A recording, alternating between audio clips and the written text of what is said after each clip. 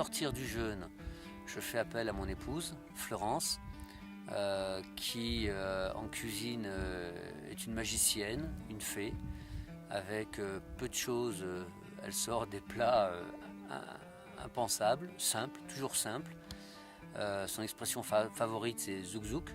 Voilà, zouk zouk, elle a mis ça, elle a mis ça, elle a mis ça, et zouk zouk, c'est prêt. Et donc, c'est elle qui va effectivement préparer le repas de reprise, enfin de sortie de jeûne.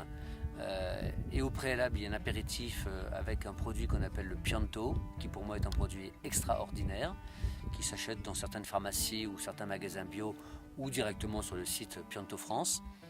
Ils sont à Paris, à 35 rue des Dames. Et puis le repas ensuite est constitué de potage, de compote, de pruneaux, de salade, de fibres en tous les cas. Le lendemain matin, il y a un jus de légumes avec des légumes, des fruits, systématiquement de saison évidemment. Ça va être du radis noir, de la pomme, de la poire, de la carotte, de la betterave crue. Ça va être du gingembre, du navet, du céleri, du fenouil. Voilà un exemple, en jus de légumes.